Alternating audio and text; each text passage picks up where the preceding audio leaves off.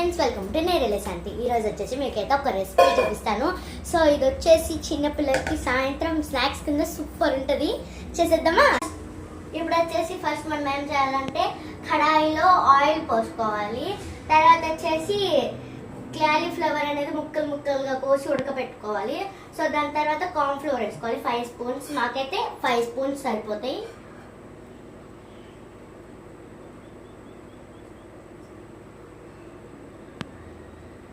ఇప్పుడు వచ్చేసి సాల్ట్ వేసేసుకోవాలి. మీకు తగినంత సాల్ట్ వేసుకోండి. ఇప్పుడైతే కారం వేసుకోవాలి మీకు తగినంత.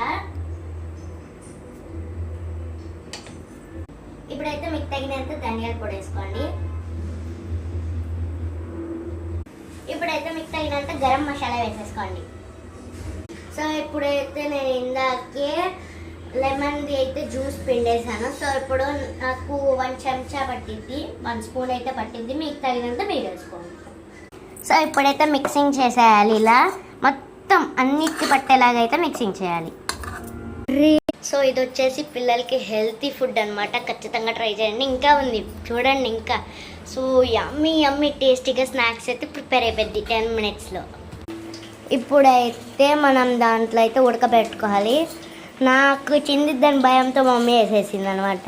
సో మీకు చూపిస్తాను క్లియర్గా. ఉడకబెట్టుకో ఇలా ఆయిల్లో వేసేయండి అన్నీ. ఇప్పుడైతే కలపెట్టుకోండి ఒకసారి మీరు వేసుకున్నాయి. సో మనం ఏం చేయాలంటే ఫస్ట్ కొన్ని ఎంచుకున్నాను నేనైతే. అన్నీ సరిపోయినాయి అలాగా టేస్ట్ చేయడానికి.